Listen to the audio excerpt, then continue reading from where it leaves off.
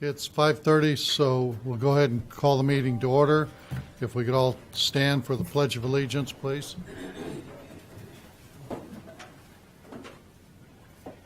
I pledge allegiance to the flag of the United States of America and to the republic for which it stands, one nation, under God, indivisible, with liberty and justice for all.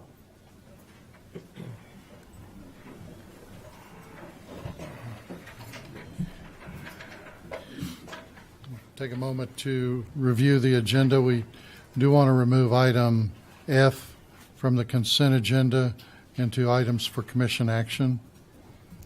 Any other items? No, I'm okay. Okay. I'll take a motion to accept the agenda as presented then. I make a motion that we accept the agenda as presented. I'll second. All in favor signify by saying aye. Aye. Motion carried. Appointments. We have the Housing Authority. There's 2 terms that expire April 11th, 2018. One of the positions is eligible for reappointment. We have 2 terms expiring May 1st, 2018 for the Library Board. Also, one of those are eligible for reappointment. We are accepting applications until April 19th. So if you're interested or know anyone interested in serving on a city board, the application is available on the website, or you can go to City Hall and they will print you an application. So it's a great way to get involved in your community. So spread the word, please. Next item, adoption of the consent agenda. Do I have a motion to accept the consent agenda excluding item F? So moved. Do I have a second? Second. All in favor signify by saying aye. Aye. All opposed? Motion carried. Next item is presentations. We have a presentation of life-saving awards to fire EMS employee Ryan Mausberger and Josh Cavendish, and Caney Police Officer EMT Rusty Cashman. So, Chief Wallace. Ron, Josh, do you guys want to come forward? I don't believe Rusty has made it, so we'll go ahead with these 2.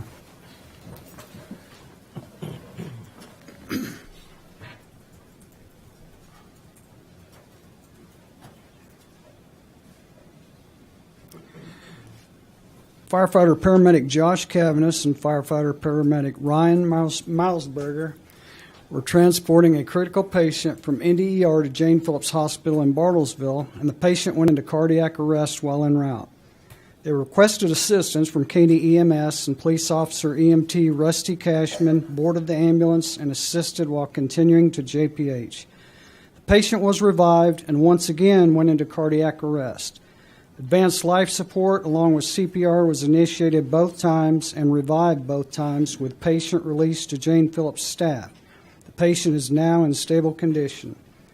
This life-saving commendation is awarded by the City of Independence as a result of an act to save or preserve a human life that otherwise would have expired without immediate intervention.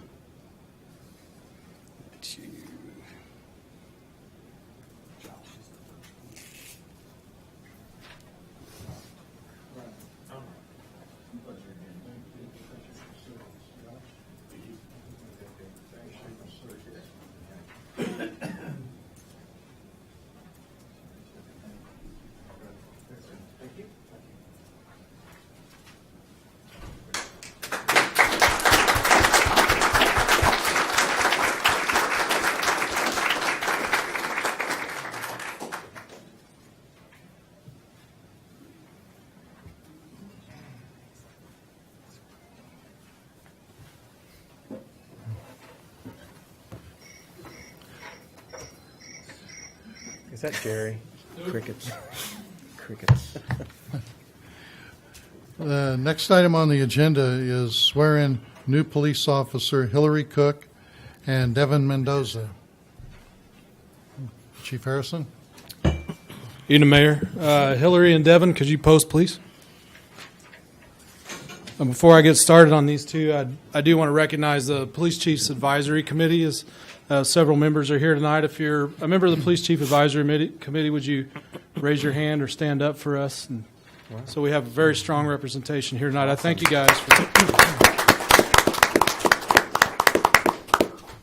guys for being a voice of the community and coming in and supporting us tonight. Officer Devin Mendoza, this gentleman here, is oldest of 6 kids, 3 brothers and 2 sisters. He's lived in Independence for almost all of his life except for 6 months, and went to Texas and realized they better get back here. He's married to his best friend, and they have 2 children, 1 boy and 1 girl. And his motivation for being a police officer is to make Independence a safe place for his family and everyone else's family. So appreciate everybody being here to welcome Devin onto the Independence Police Department tonight. An Officer Hillary Cooks, she's standing next to Devin here. She grew up in southeast Kansas where she attended high school and college. She graduated with an emergency medical technician degree and volunteered for the Cherryville Fire Department as an EMT.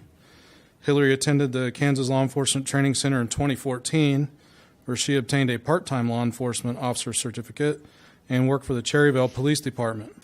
Hillary has coached recreational, middle, and high school and collegiate cheerleading for 10 years and currently coaches at Labette County in her free time.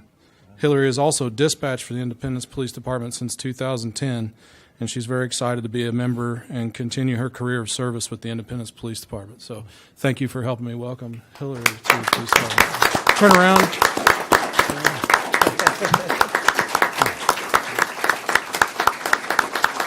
So if the city clerk would be so kind as to swear them in for the community, please.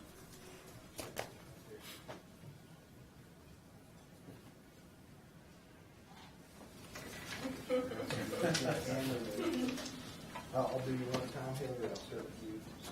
You want me to raise your right hand.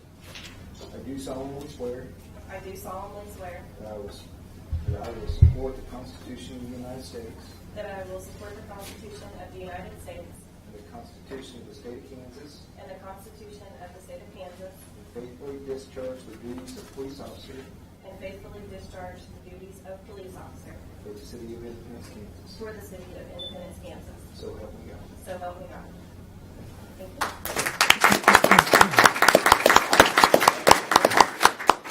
Raise your right hand.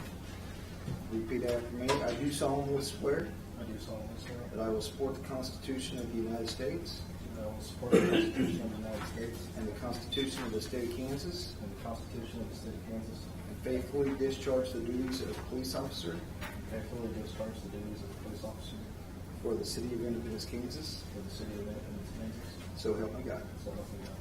Thank you.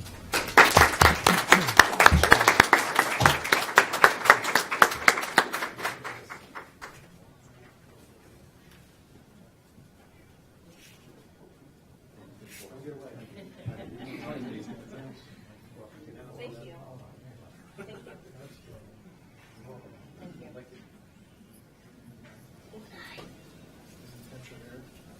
Thank you.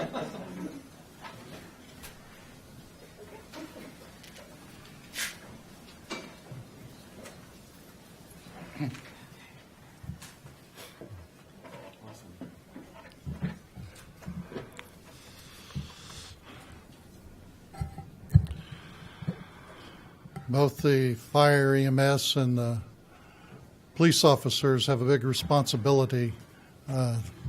Just watching the news, we're in a changing world. Both sides never know what they're going to respond to, and we always need to keep an eye out and make sure that we're there in case of a need. Wasn't it a few months ago a citizen was able to assist a police officer, but it's nice to know that we've got people dedicated to look after us in all times of situations. So thank you, all of you. Next item on the agenda is a presentation by Four County Mental Health Center to inform the Commission about its current substance use treatment and prevention activities. I printed one off. I brought a few copies there.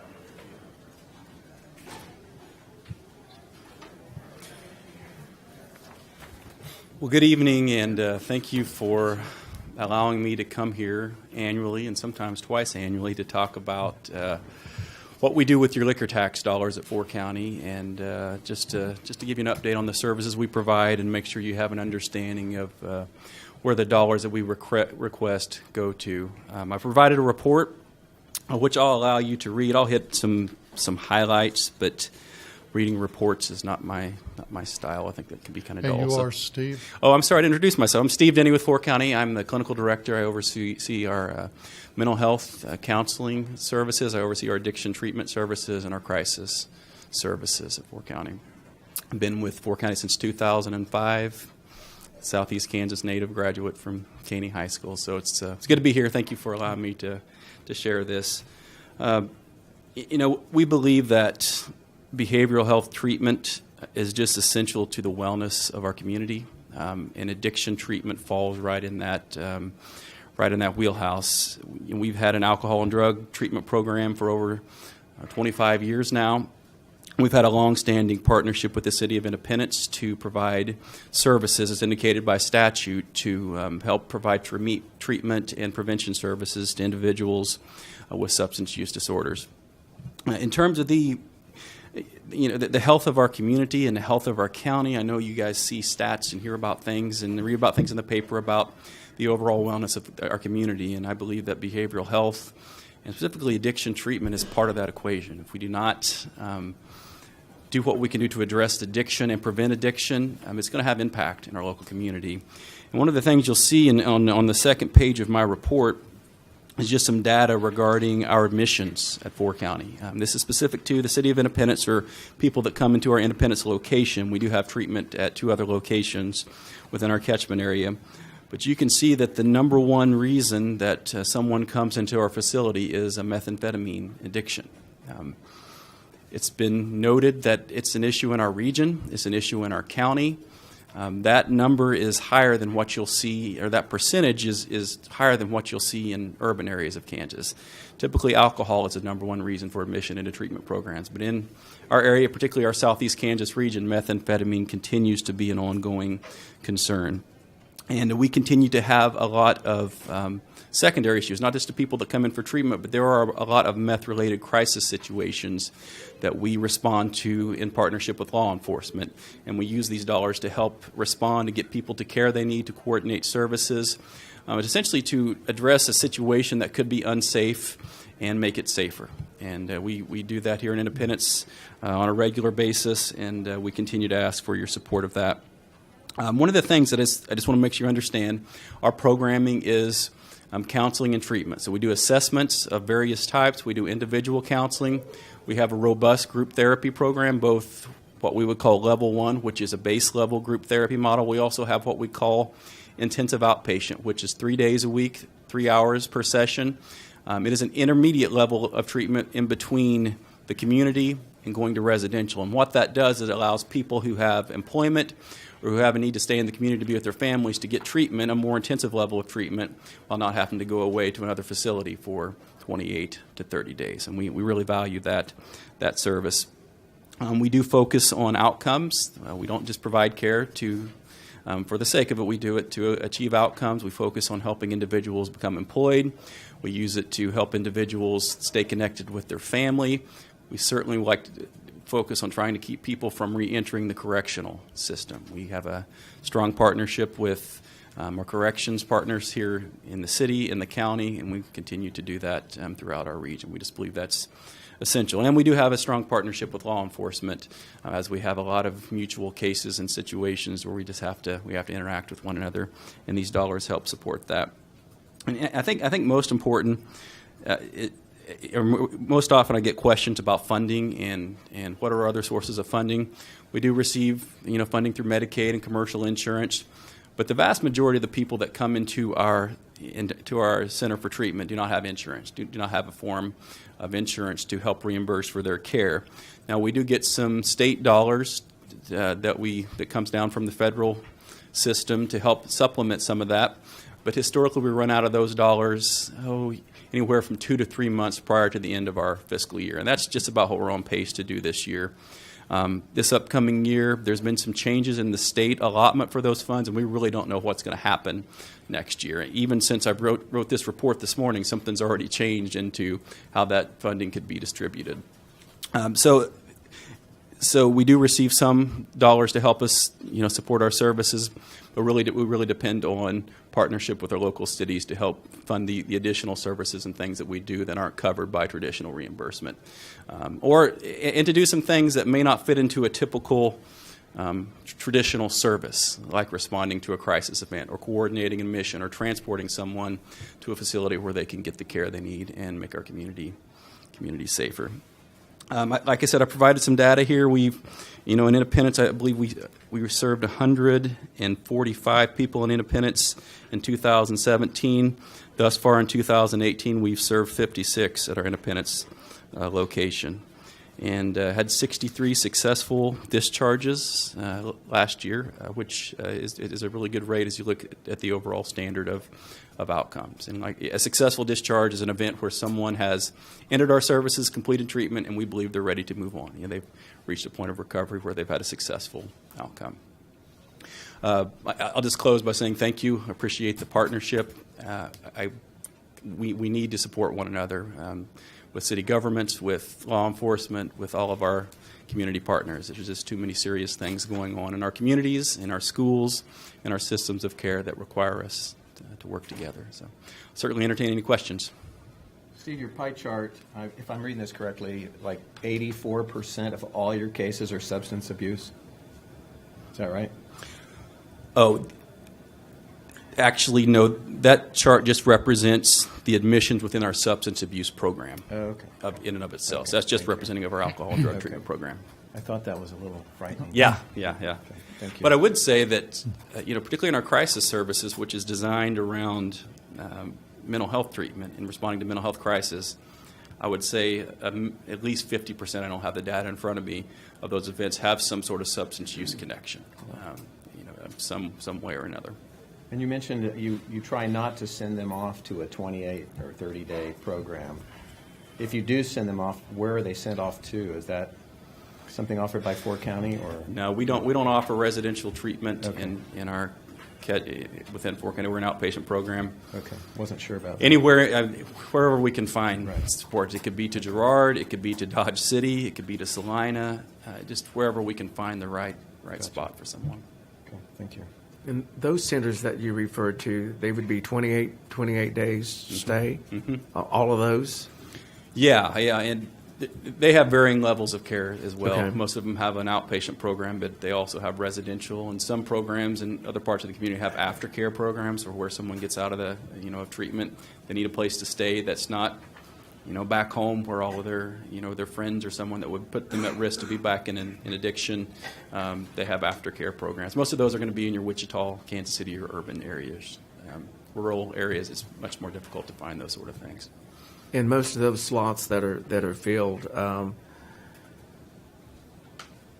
there's always more clientele that need a slot than there's slots available. Yeah, Correct. yeah. One of the things I do is I serve on our state trade association for our chair, and one of the things we're talking about this year is the waiting list for inpatient treatment. And any given week, there could be anywhere from 30 to 60 people waiting for treatment throughout the state. I mean, there's constantly a waiting list, particularly for the uninsured. If you have commercial or Medicaid, you're much more likely to get in. But for individuals without insurance, the wait can be pretty lengthy. And the safety issue becomes more and more significant as people wait and they're still in an addiction situation. Because those people are just basically waiting at home, or unless they're Waiting at home. or unless they're incarcerated for some offense. A lot of times they do end up in the correctional system. Right. What we try to do is at least get them in our door and start it in our services in the community until we can find them a bed, if at all possible. We do that quite frequently. Okay, thank you.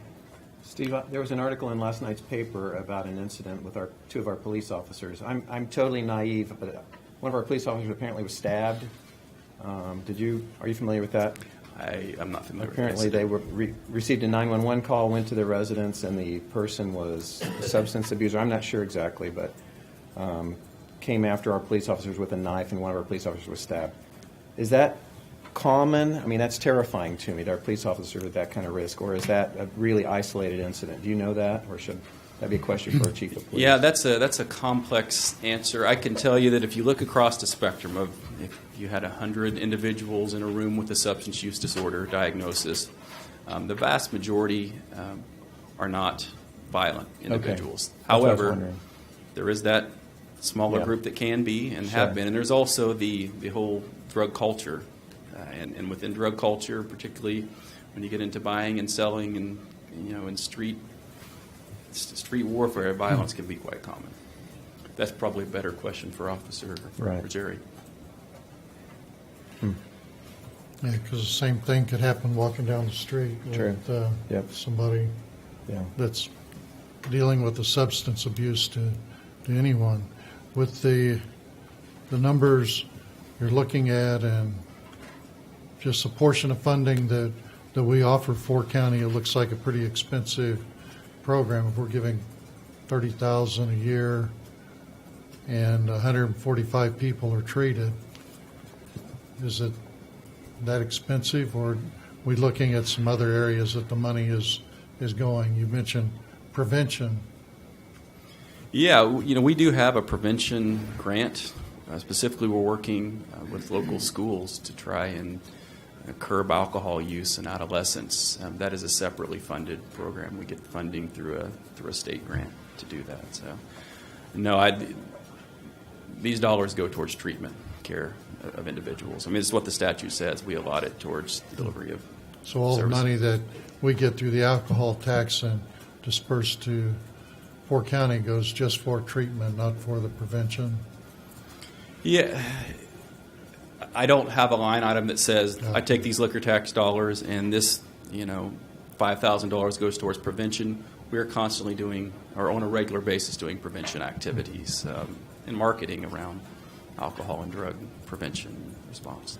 Yeah. It seems like from some of the parents that I've talked to, there's a concern of lower age involvement in substance, and it is,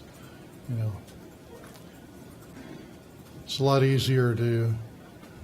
I told my kids it's easier to keep from getting stuck in the mud if you don't drive down a muddy road. And if we can do more prevention, and we can get them before they get committed and Absolutely. into the habit, it is a lot harder to break substance abuse than once you get involved.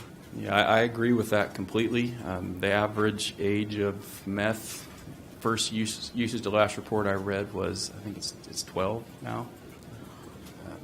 If you look at that's a federal report, but it is a significant concern. And its prevention is complex because it goes well beyond showing up somewhere and presenting and saying, hey, just say no. Not that there isn't value in that, but it's about connecting with families. It's about reducing isolation. A lot of times it's about treating mental health issues because people do use substances as a way to cope with Right. depression, anxiety, and other mental health conditions. Right. And it's a multi-pronged, multi-level issue.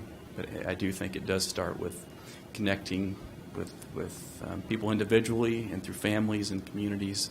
And it's not just the community mental health center that needs to happen in our communities. It's got to be a community that we take responsibility for our children. That's frightening to hear that at 12-year-old they're starting to experiment with substance, meth. I guess that's so readily available here in southeast Kansas. It's a drug of choice, I guess. Yeah, drug of choice. It's less expensive than other street drugs, and it's rural areas. It's just easier to create and make. Once again, I think Jerry could probably give you more data on why it's so much more readily available here. Yeah, it sounds like it's time for all of us to start getting involved with the problem to see how we can make your job easier, that you don't have to worry about treating and having room to have 145 and only 56 completed. It'd be nice to only have a need for 56 and 56 completed. Yeah. I would love to show up here someday and say, guys, we're good. Yeah. But our mission rates are going up. Our mission data is on an upward trend right now.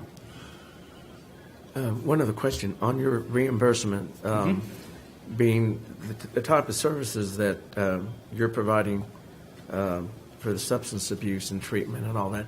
Do you get a higher reimbursement because of the nature of what it is you're addressing and trying to treat, or the dollars lowballed like they do in Medicare? They only pay. Yeah, it doesn't matter. Okay. I mean, if it's a substance use disorder, we get paid the same amount for admission on someone with a mild alcohol issue as someone compared to a severe meth addiction. There's no differentiation. Okay. Currently, anyway, under our current payment methodology. All right. Thank you. Thank you. Well, thank you for your presentation.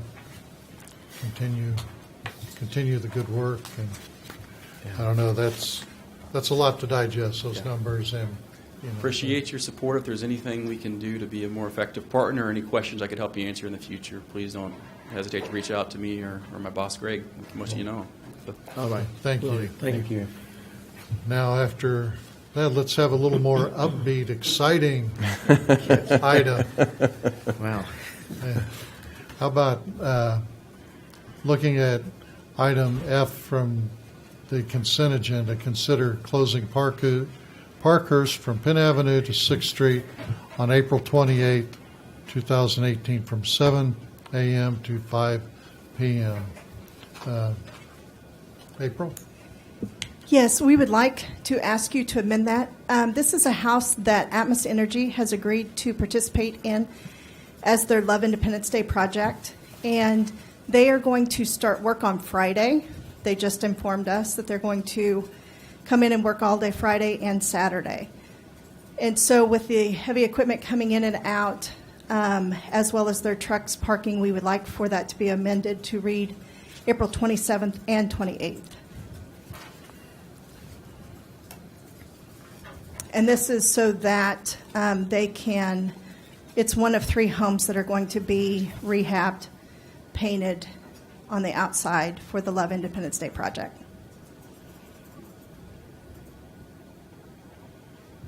Okay. Any questions? It's going to be a great project. A little more excitement there, a little more positive. Reaching It out is. and We've Really got is. reaching a It's very family. exciting. 3 houses between the 900 and 1200 block that day.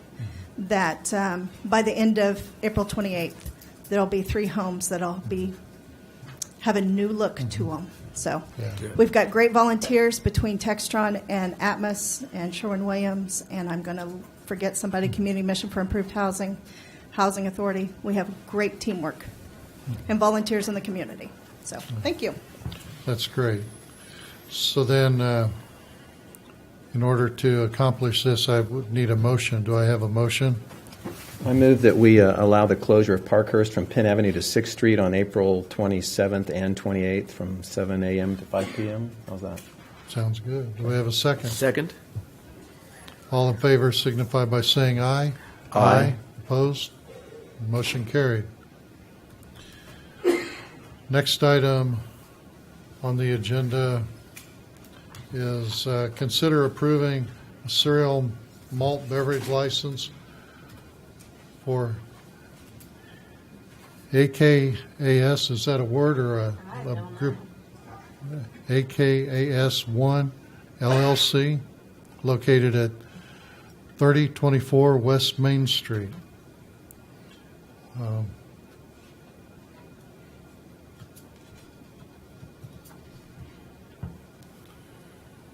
I guess it's already signed, so did we already approve it, or do we just need to formally? They forged your signature there, Mr. Mayor. Yeah, they did a good job. Looks just like it. It looked just like it. Yeah. Okay, do I have a motion? I make a motion to approve a cereal malt beverage license for AKAS 1 LLC located at 3024 West Main Street. I'll second. All in favor signify by saying aye. Aye. Aye. Opposed? Motion carried. That does look like my signature. It really does. It really does. They've been practicing, apparently. Okay, next item on the agenda, consider a request for permission to submit bids for a used fire truck on Purple Wave.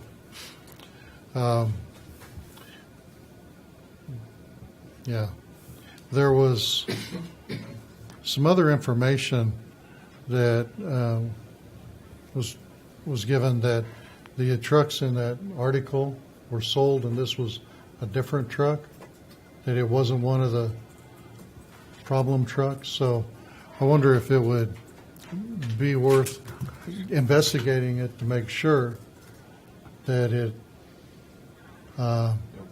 is not one of them, and that it, just to check to see if it is functioning and would be acceptable. All we got is time, and we got till May 1st and do some research to.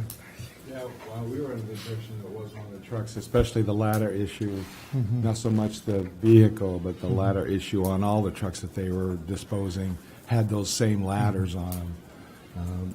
I don't know, maybe Sean knows more, but Yeah, somebody had called and talked to one of the contact, and they were told that the ones that were in the article that had been sold in this one was not one of the ones in question in the article. So, you know, it would, if with the age of the truck and the information, it seems like it would be worth a phone call or a trip. That's why to we put it on Tulsa. the agenda. We thought it'd Yeah. be worth maybe perhaps putting in a bid if after, as it said there, after investigating and see if it was something worth. Because immediately, of course, when you see that, a 6-year-old truck, why are they getting rid of a 6-year-old ladder truck? You just don't see that very often. Yeah. And so we figured that was why they were getting rid of it, because of the ladder part. But we certainly continue to investigate that. Yeah, I think, you know, for what the features, and I think that a lot of the cities go with a 5 or 7 year rotation plan on their equipment. Not on a And- ladder truck like that. That's why I think it's worth checking. I know Wichita does, and you know, when you look at the hours that they use them compared to us on environmentals or parades, you know, they don't get the workout. And you know, I think when you look at the cost, now if we had our $500,000, it'd be different. But to use a truck to get by a few years, you know, now we're just talking time. I do have a call into Tulsa Fire Department, and I'm waiting to receive a call back from the gentleman that Good. takes care of the truck. Okay. So. So, you know, if you want to go ahead and let us know next commission meeting. Yeah, because the cutoff was May 1st for the, Yeah. as I Purple recall. Wave, for- right? So it's a sealed bid, basically? Isn't You it just like? bid Instead online. of bid Oh, online, so you keep like bidding. eBay. Okay, thank you. So Yeah, you hits wait till that the last minute. then it Right. starts going up. Yeah, I was told it's at 40,000 right now. yeah. Some of them go. That sounds like a deal. I know That would be. some guys bought a couple ladder trucks from Wichita with new tires for 18, but you know, I'm not familiar with. They were Tires excited. alone is probably worth the. Yeah. Yeah. So, Some of the other trucks I have an issue with were the same manufacturer of the ladder, the Bronto name, whatever that is. Yes, the truck itself is an E1, which is an excellent truck. There are no problems with the truck. It's just the articulating Yeah. boom, Right.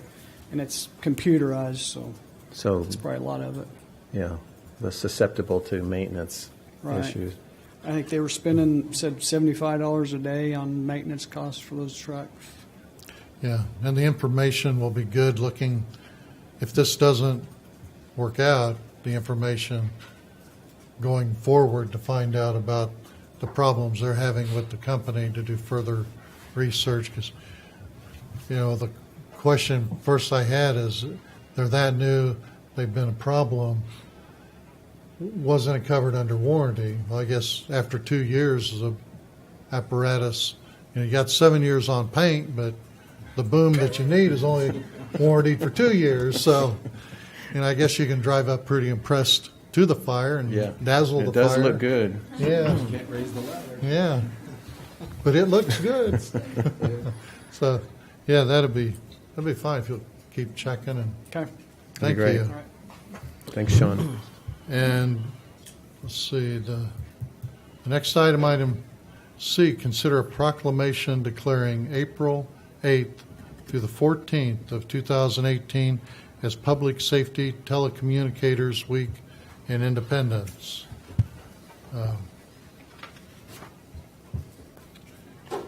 Does somebody want to tell us about this event?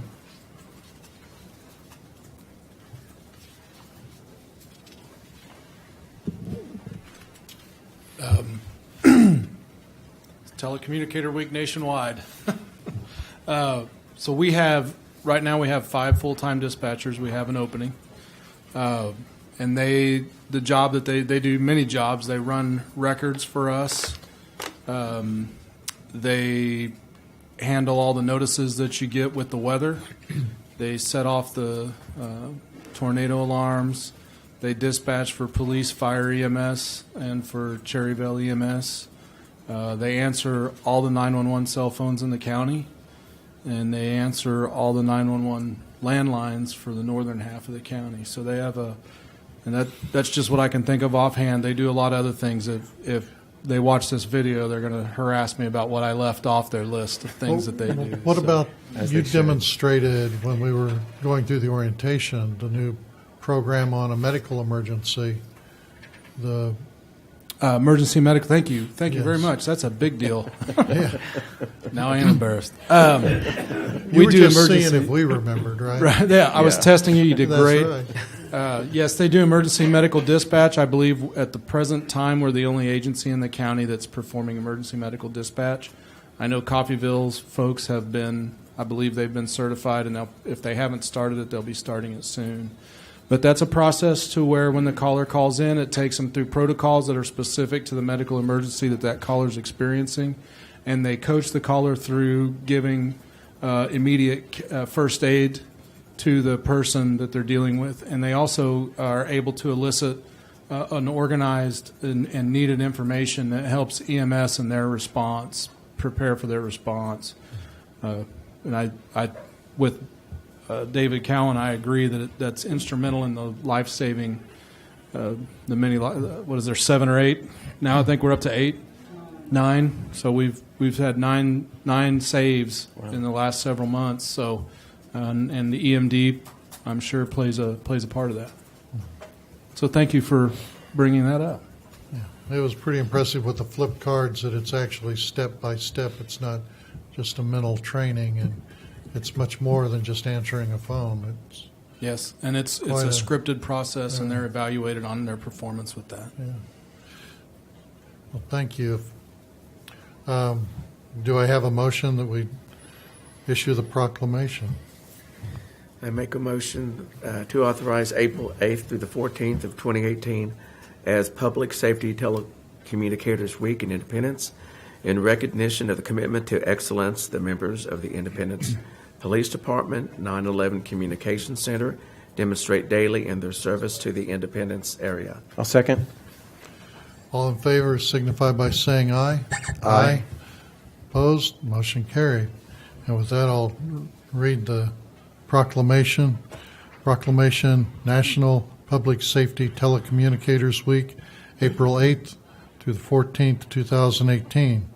Whereas emergencies can occur at any time that require police, fire, or emergency medical services, and whereas when an emergency occurs, a prompt response of police officers, firefighters, and paramedics is critical to the protection of life and preservation of property, and whereas the safety of our police officers and firefighters is dependent upon the quality and accuracy of information obtained from citizens whose telephone to the Independence Police Department 911 Communications Center, and whereas public safety telecommunicators are the first and most critical contact our citizens have with emergency services, and whereas public service telecommunicators are the single vital link for our police officers and firefighters by monitoring their activity by radio, providing them information and ensuring their safety.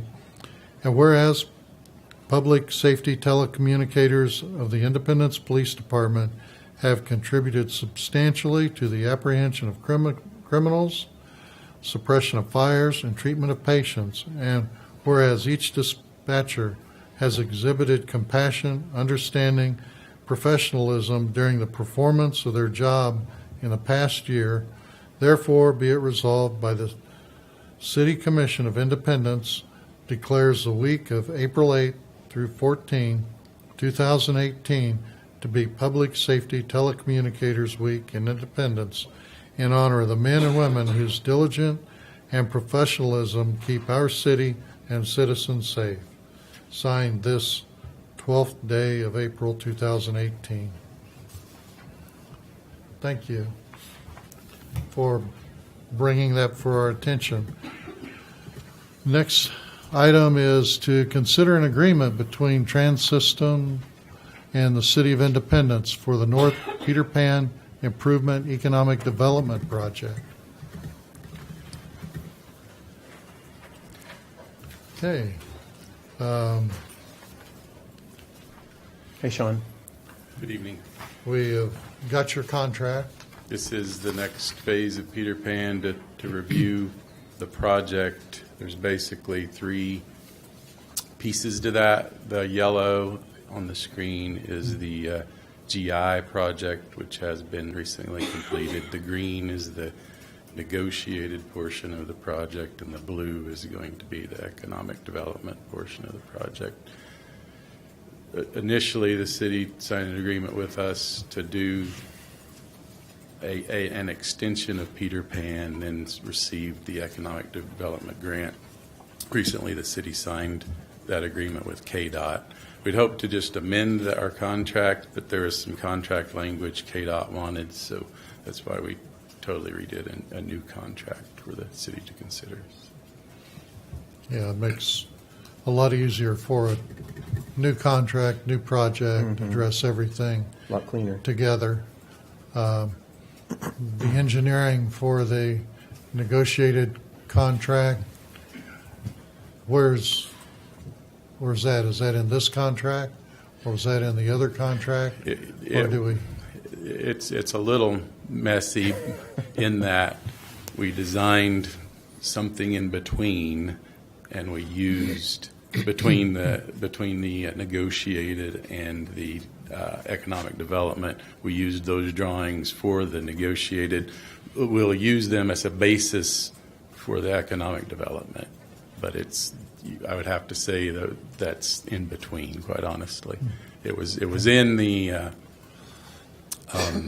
initial engineering design as designated on the chart. These projects have kind of bled together, and it's gotten a little complicated.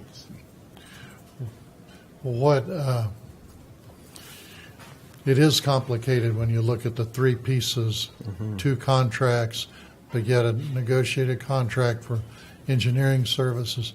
I think just for paperwork and so that we know we're all covered, if the engineering is covered in the two contracts, I think we need an amendment somewhere saying that the negotiated contract engineering fees are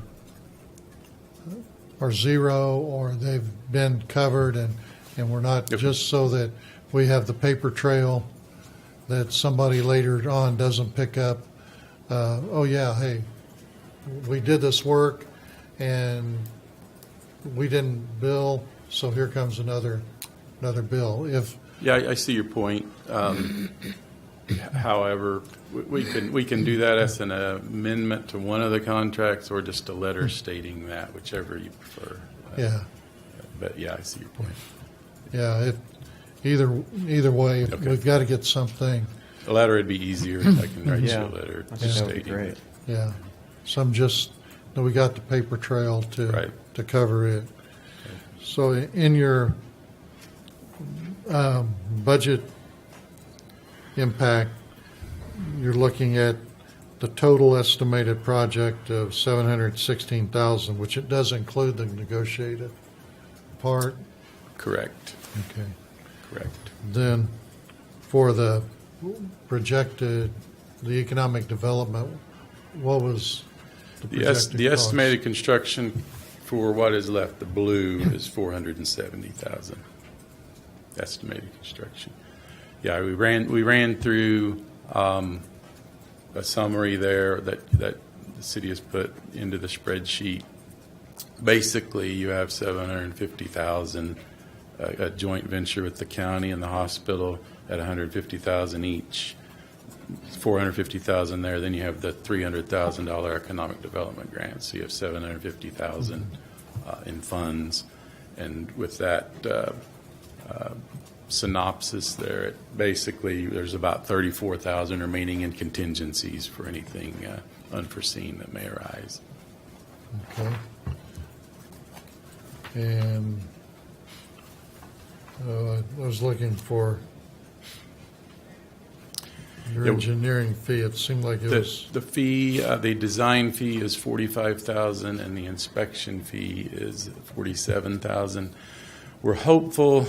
We had to write this like your agreement to match your agreement with KDOT. The agreement says we're going to follow the LPA manual, which is going through the typical KDOT checks. Verbally, they've told us they're going to skip some of those. So we really think we're going to be under that $45,000, but we had to write it accordingly. So. okay. I have a question. Yes, sir. Like I said, I'm relatively new here, sitting at the table. Can you give me just a quick summary? The yellow part Yes. on the screen, which is completed. That was the actual initial scope of the plan that we were looking at. Money that was allocated. We had enough money to do that particular portion of Correct. the road. Correct. Correct. What that was, the city applied for a geometric improvement project, which received partial funding from KDOT. I believe it was a $650,000 grant, and the rest was from the city, but I don't have those numbers in front of me. So that one is a KDOT geometric improvement grant, and it's in that type of grant, the city basically prepays their portion to KDOT, and KDOT pretty well administers that, even though we're still the designer and the inspector. So it's a little kind of an odd project, but that's how KDOT does those. So that's why you see a lot more KDOT involvement in that. The negotiated portion we did basically so that we don't have to totally shut down the hospital again when we do the economic development project. If we would have waited, we'd be impacting both of their entrances again. So KDOT would not allow us to do that negotiated portion as a change order to that GI, so it had to be its own total separate own project. So it was basically to maintain access. The purpose of it was to maintain access to the hospital during the economic development portion. So that was more of a legal situation why they wouldn't allow that. KDOT? Yes. I believe it was more. There was federal funds in the GI project, so And they don't allow. Correct. They would allow a different process. because Correct. Federal funds were involved in it. Correct. So it would have been nice if we would have come up with the $300,000 prior to all this and Yes. been able to design. In a perfect world, we would have perfect done world, it all at one designed time. everything but- and been done from yellow to blue all at one time. But that's just the way it worked out. So, because I know someone will ask me that, and I'll have a better understanding as to really why it this- played out this way. The city received two grants. There's an initial $650,000 for the GI, and then there was a $300,000 for the economic development, the blue.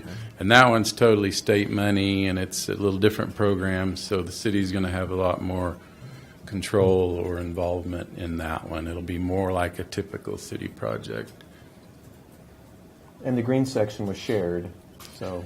Correct. The green, yes, and during this process, the county and the city and the hospital came together and agreed to put in an equal share of $150,000 to to go towards the green and the blue, basically. Yes. To keep the emergency room drive open Yes. during the next project. Yes. So $470,000 on the blue portion, and then the difference between that and $750,000 would be the green portion. The green portion, the construction of it was around 108,000.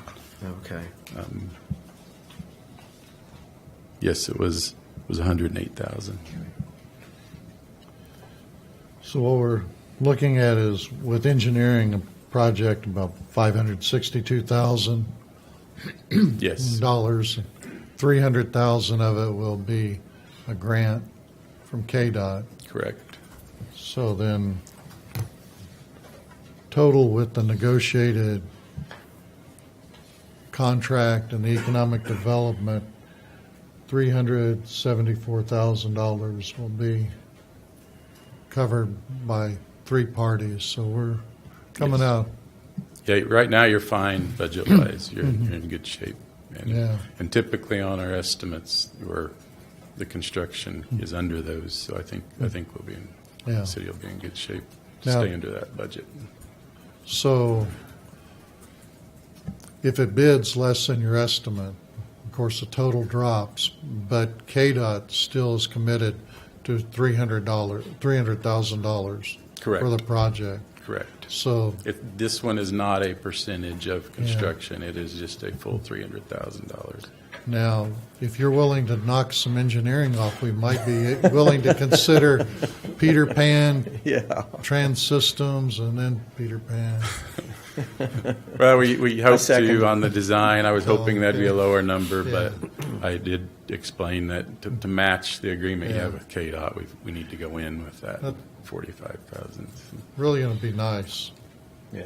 It's really going to help Be great. coming up to the traffic points. Yeah. Way better than the gravel, for sure. Yeah. Well, and Kelly mentioned to me that she gets some questions on the gravel taper, and on a project like this that's all concrete, and then you have a small portion of asphalt that was going to be an asphalt taper. It's extremely expensive. The bid price, or the contract price, was $200 a ton, so it was something like $20,000. So we would have been putting in an asphalt taper that's $20,000, and then in literally a few months we'd tearing it out. Yeah. So that's why we went with the gravel taper. Yeah, it makes good use of money. Yeah. Okay. So we're looking at your contract of 45,000 design and 47,000 construction.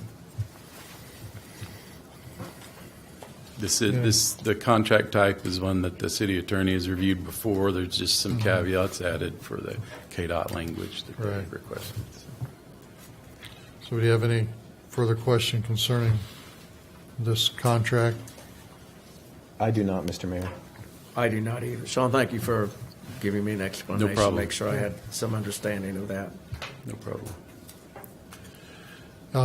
Then work has work done. Where are we on the drawings? Well, the KDOT process is there's checks. There's a field check, an office check, a final check, and then plans. We've really done the field check. We're probably at the office check stage.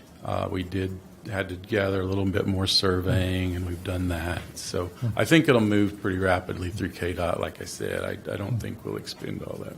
Yeah. 45,000. So if I had to put a number on it, I'd say we're about 30% complete with the plans. So we're looking at maybe a September bid date. Yeah, I would say October. late summer. I think still doable. Yes, Okay. Okay, great. Probably peak construction during the Walla traffic, I'm probably guessing. so. Seems like that always happens. Yeah. Doesn't it? And the length of that project is, the time frame is? Oh, the Construction. Construction. I believe we have allotted 90 calendar days, which should be fine during that period of the year. Okay. If there's no other questions, then I'll entertain a motion. Mr. Mayor, I move to approve the engineering agreement with Trans Systems for the North Peter Pan Improvement Economic Development Project. Got a motion? Do I have a second? Second? All in favor signify by saying aye. Aye. opposed? Motion carried. Next item on the agenda is consider a change order for the negotiated portion of the Peter Pan Improvement Project. This would be the green section. Correct. Basically, it's meshing the yellow and the green project together, the GI and the negotiated. There were some things that KDOT wanted on the negotiated side after getting into construction. That's what this does. There's going to be a pretty big deduct on the GI for taking out the taper and some other things, and right now it's looking like about an $80,000 deduct. So we don't have that tonight to consider, but when we final out the GI portion, which we're working on right now, there's going to be a pretty significant deduct because ultimately that taper and some other things will come off that contract. So.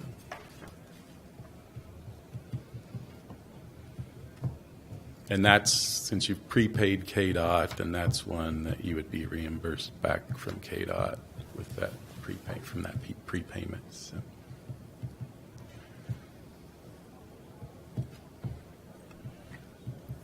So that money could go onto this. Yes, it's contract. not reflected in that pro forma that Kelly put together, but there potentially is another $80,000 that could be used for improvements. Yeah. Yeah, so in sequence, we had a preliminary view of construction costs compared to the economic development. This is change orders strictly on the green portion, and now shortly we're going to have a change order back closing out the geometric project. Correct. Okay. Yeah, that's what the three contracts really.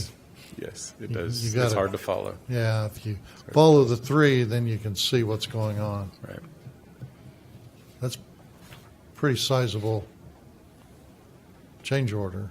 The deduct? Yeah. Yes, it is. Yeah. But like I said, a lot of that's taking off that taper, and I may have told you a number that's way low, but taking off that taper and some other things, we were able to do a pretty good deduct. So. That's good. So this will increase the contract amount for the Yes. negotiated contract to $111,064.24. Yes, that is correct. That is correct, and they are complete with their work out there. And this will close out the project. Yeah, this is the final change order, and they've submitted their pay request. Okay. We do need to check on that contract to make sure. Yeah. Then, you mentioned the geometric, the deduct change orders. So with the process, I'm kind of backing up. With the the economic development, we'll have the same possibility of, at the end, closing out and adjusting the costs, or will that be a fixed bid? That is exactly, on a KDOT job and a lot of other projects, there's a kind of a reconciliation of quantities that occurs at the end where, the contractor and us agree on what the actual field quantities were. We typically try to have, in our initial contract, make sure we've got maybe just a little bit extra so there's not an add on the end. So sometimes there is, but on a small one like this, that's hard to do. So. Okay. Any further questions concerning the change order? No, I have none. Okay, with that, I'll entertain a motion. I move to approve a change order with B&B Bridge Company, LLC, prepared by Trans Systems for the negotiated portion of the North Peter Pan Improvement Project. I'll second. Okay, we have a motion and a second. All in favor signify by saying aye. Aye. All opposed? Motion carried. Item F, consider approving an agreement between the City of Independence and Trans Systems for the 2018 ADA project.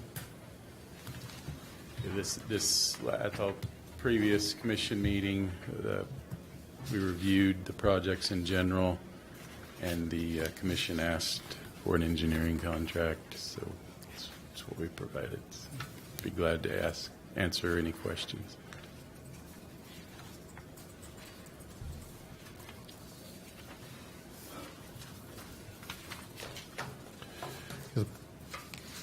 Projected cost of the project's $582,973. Yeah, and perhaps we should talk about both agenda items at the same time. I think the next agenda item is the Yeah. Yeah, I think let's list do of the project. contract, the Okay. fees first, and then Okay. go to. that is the correct number. Yes. And your contract is for $40,000 for engineering design and $44,000 for construction-related services, Correct. 84,000. So we're looking at one bid package Yes. in this, right? Yes.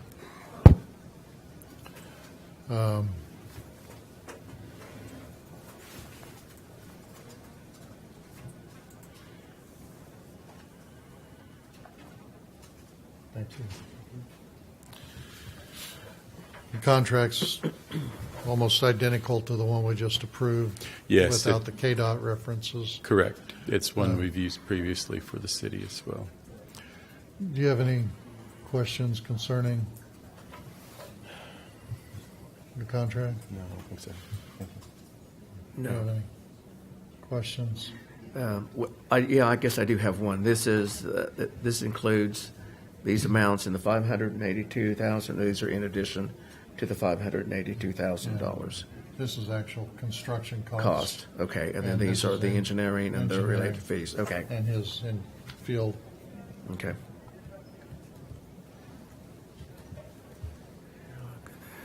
$84,000. Gotcha. If there's no other questions concerning the contract, then I'll entertain a motion. I'll move to approve the ADA engineering contract with Trans Systems for the 2018 ADA project. I have a second. motion. Second? A motion and a second. All in favor signify by saying aye. Aye. Opposed? Motion carried. Okay, the next item on the agenda, consider approving the 2018 ADA projects and permission to do the final design and go out for bid. Larry, did you want to discuss the contract, or did you want to discuss the projects? At this point in time, I just didn't have anything to say other than we wanted still to present to the city a spirit of cooperation. And I didn't know if the wording was correct in the newspaper that we had a complaint against the city. It's not that. It is not that. I just wanted to clarify that. Yeah. More information to be had. We were glad to have that. That's all I had. Thank you. Yeah, that's the wording that they use on ADA. It's kind of a standard. If you have a problem with ADA, it's always viewed as a complaint. A non-compliant item is considered a complaint. So I changed your reference on here to item G. So, okay. The projects, I think we went over them last time. The note, working with Watco, so the improvements crossing the tract is not going to be a cost to the city. It shouldn't be. I don't know why it would be. Yeah.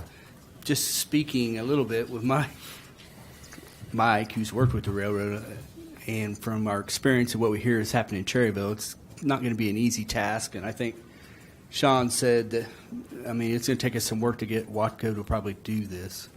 But we will definitely work our best to see if they can help us achieve this goal. Yeah, I think we're viewed by our intent. Right. We design up to the tracks because we cannot work on their right of way, correct? That's what we we've had to do in the past, and I'm not specifically speaking about Watco, but just railroads in general. Right. That's what we've had to do in the past, and just stop at the right of way and try to get those improvements from the railroad. But if we design ours that the railroad can fill in and we're going to be compliant, Correct. then That is we don't exactly want to what's go happened. with not making sure both sides comply. We can't force the railroad to do it, but an individual in a wheelchair could. That's exactly right. You know, most railroads hang their hat on some of the right-of-way predates the city, and then, you know, they're exempt to a lot of things that the city tries to Yeah. do. So. But we're covered if we comply up to each side of the right-of-way, and we do our work so that in the future, what work they did could be compliant. That's exactly Yeah. right. That's Yeah. what we've done in the past. And that's where we'd need to get a good paper trail with Watco on it, too. We had talked about 8th and Main, looking at the grades. When we put the spots in, Yeah, we our concept drawing we did, and I wanted to clarify. You know, that's just a drawing we do to base our cost estimate on. That's not a design. That's not a design document. It's just for cost estimation purposes. But in this at 8th and Main, yes, that this one is pretty straightforward. What was your question again? well, when we designate and we go in and put new handicap parking spaces, accessible parking spaces, then we have to have the aisle and the parking area comply too. We can't just put a ramp in. So that's going to be considered as part of the project too. Correct. There'll be a small amount of sidewalk that needs to be replaced to get to the private property in addition to just a ramp. Because the access aisle, I think, is like a 1 in 48 slope. So we'll make sure that our car parking spaces in the aisle comply. Yes, and I think we talked about this before. I think we can meet it in those areas. The on-street parking with the crown of the road, that's difficult to do with just putting a ramp in. But in this one, I think we're going to be fine on meeting those slope requirements. Yeah, could we? And basically what we say is when we improve the roadway, then we're going to address those, because you can't just do that in a 50-foot piece of the Right. road. You have to really do the whole block. When we do those specific for this building, then the accessible route, will it be considered back to the property line for them to continue on to their lift? Yes, and it looked to me, of course, we don't have any survey data, but looked like on the private property they would be fine. That was their access to their elevator location, and if it was out on cross slope, it wasn't by much, but I think they'll be fine on their pedestrian. So this will be accessible route. covered, since all the parking along there is restricted to the building itself. We don't have to look at providing an accessible route from that parking area to Main Street. Correct, and that is on a pretty good hill. The running slope of the sidewalk would be exempt anyway, as it matches the profile grade. But there's some areas that had a pretty good cross slope that it would take a lot of money to take that out, and Yeah. we're not addressing that. We're just addressing on city right of way, getting the pedestrian access route to their elevator route. We probably need to get a lot of that clarified as we go forward, so we don't get snagged by not going to the front of the building. And It would be good to keep documentation on, definitely. yeah, that's.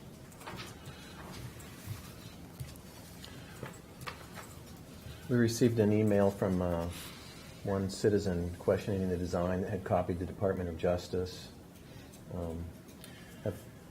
Are you familiar with the Yeah, the I've question that was spoke to raised? him several times this afternoon, so he contacted me. I haven't really relayed, but And that was, which project was that? that's going to be the Penn and Chestnut. The Pin and Chestnut. We can talk about that project. Yeah, I relayed it to him that it was a concept, which helped him realize it wasn't a design drawing. I see. Okay. And he had some concerns about we're changing the flow a little bit and changing things, and our drawing wasn't too standard, and why were we putting in 4 versus just based off the number that were in there. So we just discussed that a little bit.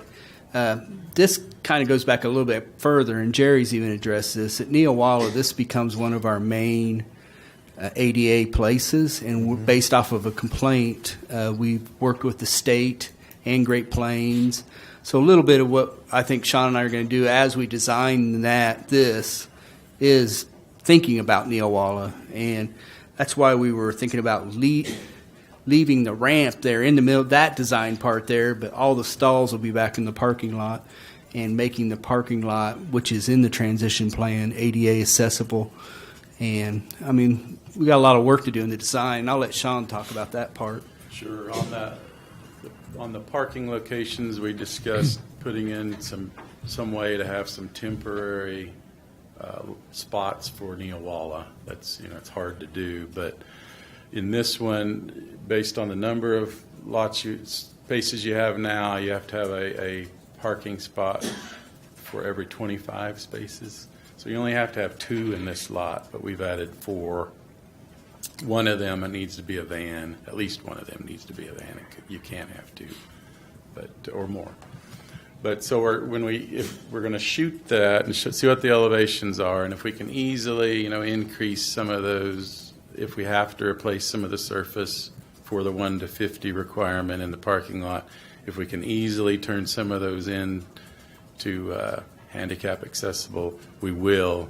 Then we need to determine, are we going to mark them that now, or are we going to have some temporary markings during Neowalla? Yeah, that was one of his concerns, Leonard, was if we went in and did those 4 and then put those others as just regular, and then at Neowalla, would we mark them correctly and do that was one of his concerns. So I think it's something maybe we want to design before and come back to you guys and talk a little bit, or open some discussion exactly how you want this parking lot to look with Neowalla in mind, and realizing we've had a complaint in this area. So it's kind of why we're addressing it. Well, I don't think the ADA allows temporary to get by. I think it either complies or it doesn't. When you look, and 2 is always a minimum, you can have more. So putting the 4 there's some issues when you look at your accessible route from that parking lot crossing the alley.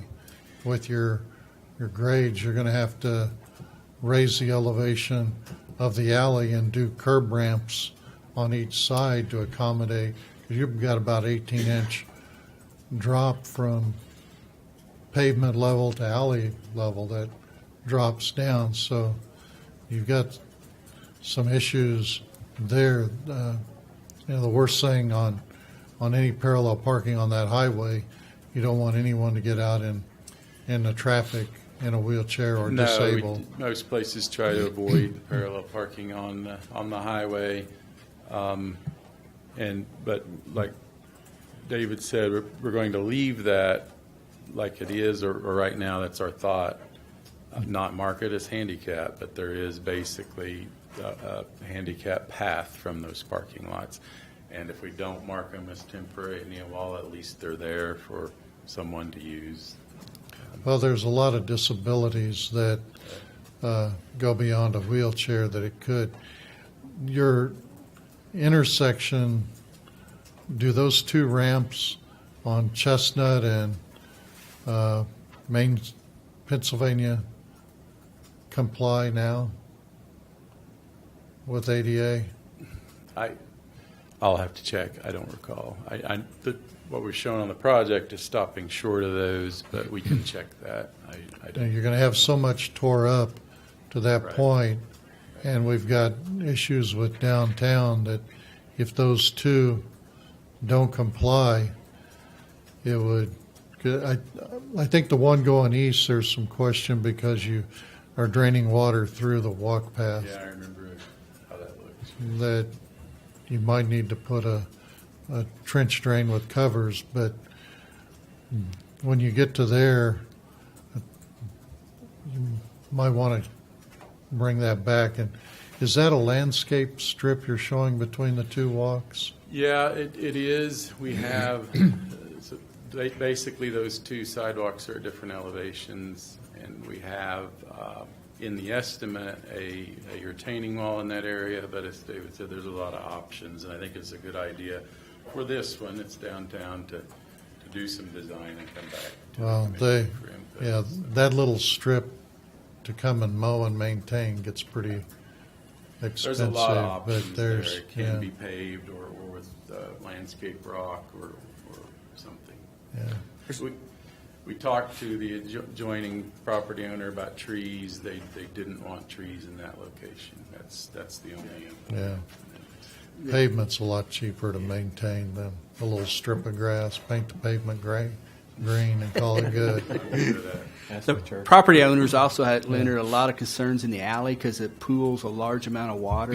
You can see Sean has made where with elevations we're going to replace a part of that, but I believe they're going to want to speak to you if it after that design doesn't go back far enough because they get a large amount of water that just sits there. So that was relayed to me that they wanted to pass to you guys that they felt that cement needed to come back up a little further to the south in that alley to get that water to flow out.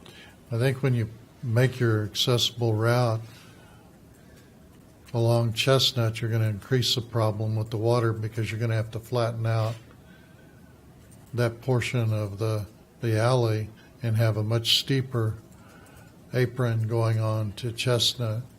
So the problem's going to get worse, not going to get better. Yeah, we'll get some elevations taken and see what we can do in there.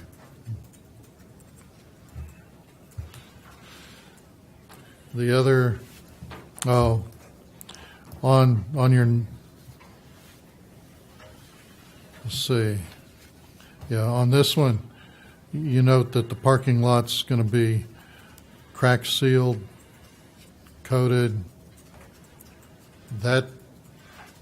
That's not a ADA funded portion. That's not a very good description. The area where we're doing our parking, we envision at least having to do some mill and overlay, maybe full depth replacement. Then we'll crack seal the entire lot and restripe the entire lot. Yeah. But that's going to have to come out of a different source of funding. It'll have to come out of the street and paving because it's not ADA. You might consider concrete there for the handicap parking spaces. I have thought that as well. If we have to go full depth replacement, that would be if the you're thing going to do. that far. But with our special use sales tax and I don't think we can use our tax fund for that. The church, then, we're looking at the four corners, and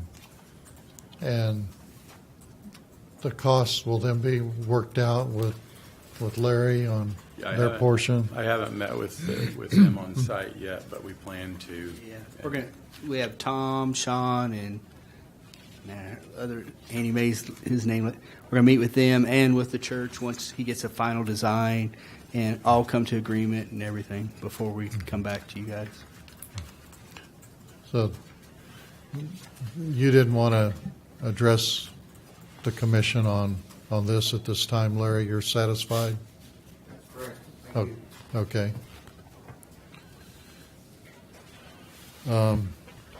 Any other questions about the projects? None for me, Mr. Mayor. No, none for me. None.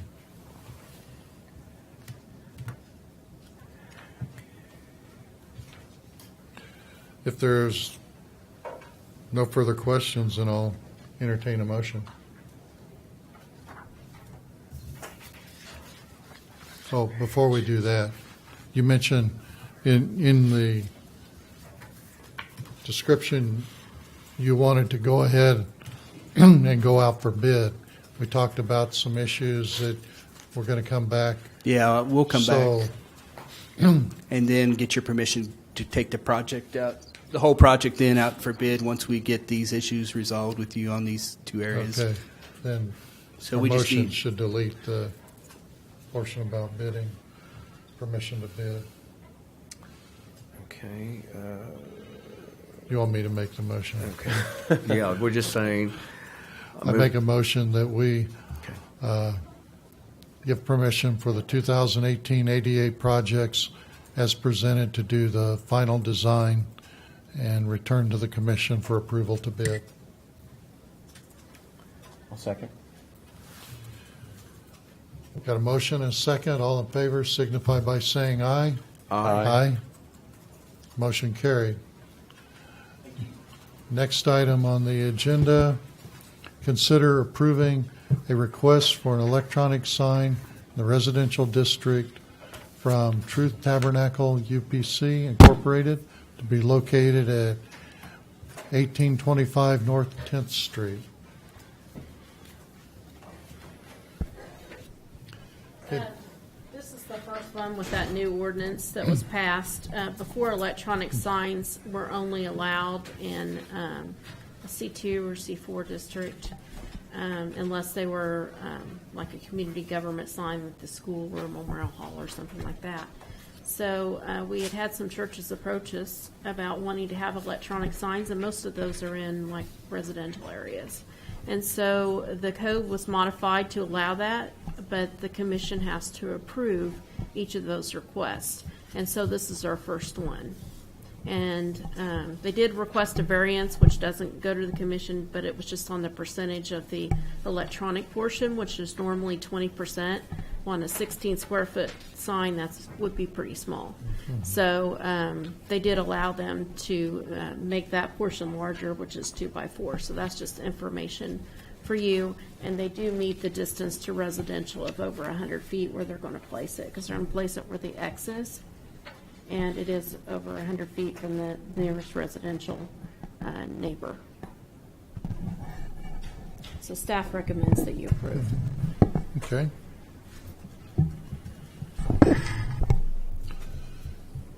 Do you have any comments? Oh, thank you. Okay, make it simple. Got any questions? Sorry. Commission? So we've increased that percentage from 20 to 50% of the sign, basically. The Board of Zoning Appeals did that. Right. That actually doesn't go to the commission for approval. It actually would go to the district court if there Right. was an issue. Yeah. But if it was 20%, it would have been so small, it would have been very difficult to Right. see. Because a Yeah. church sign at a residential district can only be 16 square feet, and they did not ask for a variance to exceed the 16 square feet. Right. And so it's really a fairly small sign anyway, and as you can see, they have a really large lot. They actually have both of those lots. They have quite a bit of acreage there. Plus behind. Yeah, so it's a huge lot. So if it was any smaller, it'd really look out of place, probably. Pastor? The sign is 40 feet from the street in, so I'm thankful for that. I think it'll decrease vandalism, Yeah. having it closer to the facility. Okay. It might take note and watch on the size. Maybe we need to put like the percentage, but then a reasonable size too, so that might make it easier. You're right, 20% is pretty small. Well, some of the residential areas you might have a house right next to Right. that sign. So I think that's also why it's so small for the church signs, the 16 square feet, because you wouldn't want that shining right into somebody's bedroom or You're something. right. And this one, they don't have that issue, but you're going to find some churches that will have that issue. Okay, any question? I have none. No question? Okay, at this point, I'll entertain a motion if there's no other questions. I move to approve a request for electronic sign in a residential district from Truth Tabernacle UPC Incorporated to be located at 1825 North 10th Street. I'll second. A motion is second. All in favor signify by saying aye. Aye. Motion carried. Thank you, sir. Thank you. City Board minutes, any questions, comments about those? Next item is Commissioner comments. Commissioner Rizzuto? I do have a couple of comments. Mike, do you have information on that Westar presentation through Carrie West? I do, and I still haven't gotten with her to go ahead and discuss what she brought back to me. We sat down and had a meeting on it. Okay. And then we've had to reschedule a meeting to discuss what she presented back to me further, so I have complete understanding on that. Okay. Would there be a possibility that I could see that document? I've looked at them before when I worked for Westar.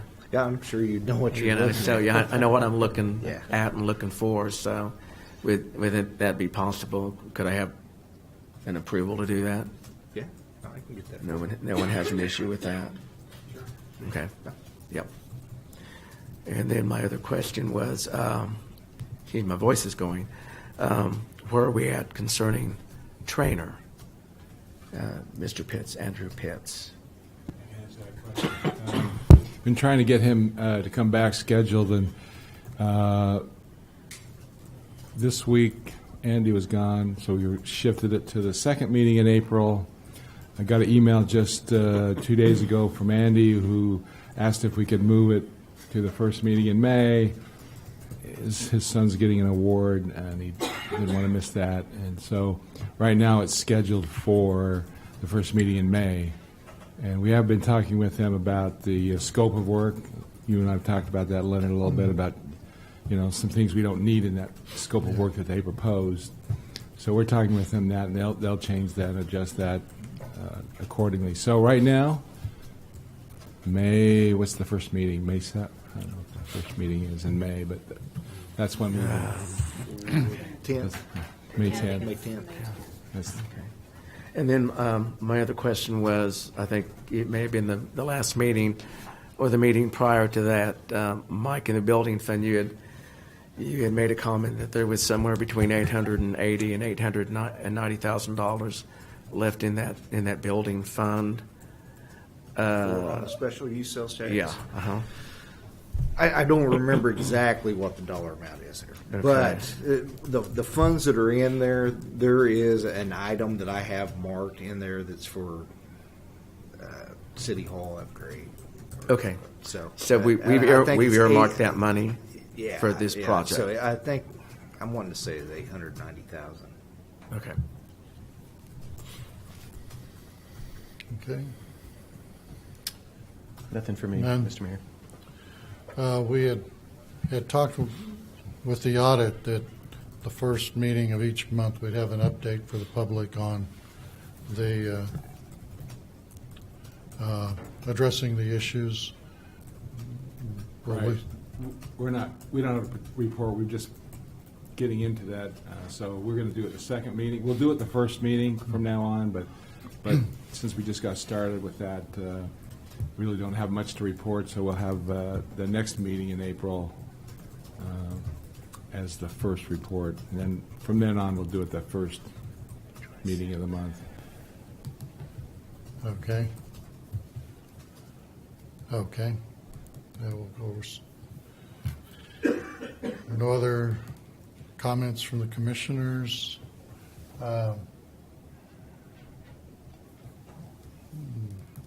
We don't have any other citizen requests to address the commission? Okay. Yes.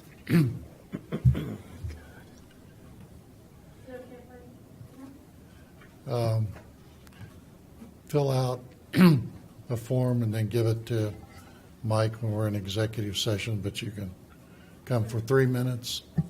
Okay. No, after the executive session.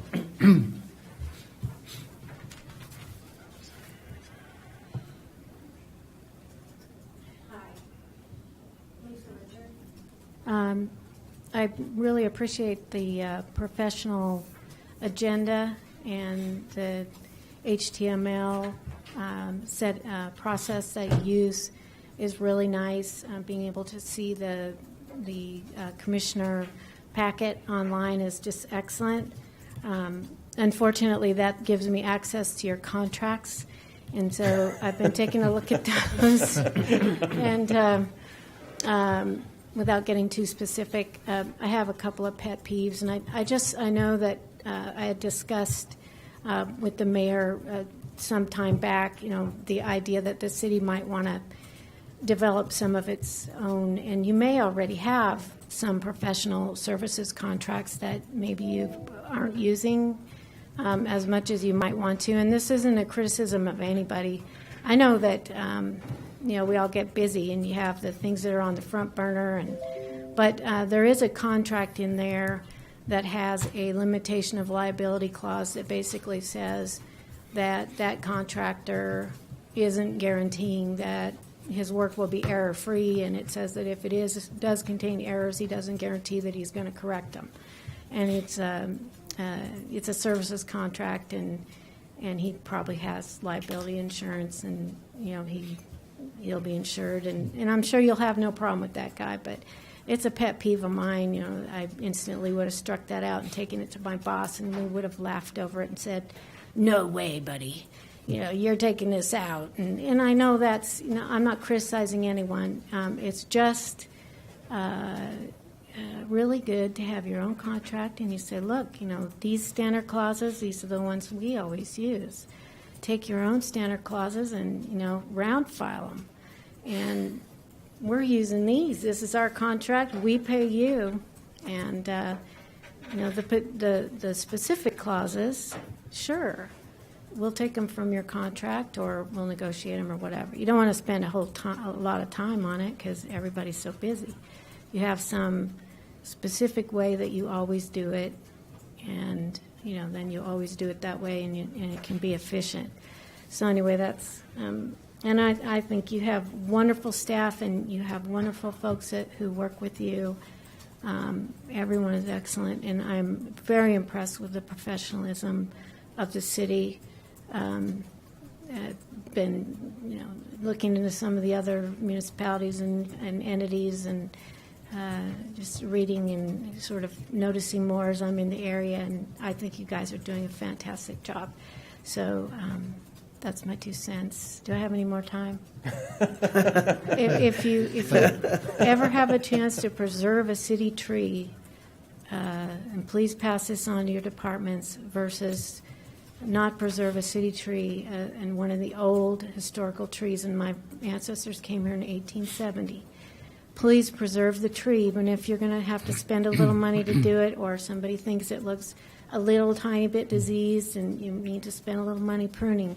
Please preserve those old trees. They're what make this city great. Thank you. Thank you. Thank you, Lisa. Okay. Next is executive sessions. I'd like to make a motion that we recess for an executive session for discussion of employee performance pursuant to the non-elected personnel exception, KSA 75-4319B1. The meeting will resume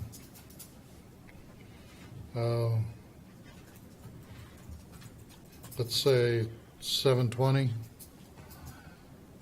I'll second. And it'll be the commissioners and city manager. Got a second? All in favor signify by saying aye. Aye. Motion carried. 7:05 to 7:20. 7:03. Or 7:03, okay. Okay. We're back in session. We need to extend for another 15 minutes.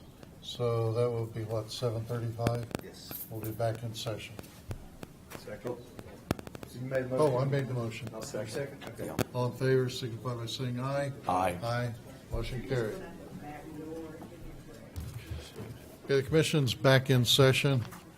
There's no action taken from the executive session. Next item is adjournment. So with no other items, I'll entertain a motion to adjourn. Second? I make the motion to adjourn. Second? Sorry. So all in favor signify by saying aye. Aye. Motion carried. Thank you for coming tonight. All right.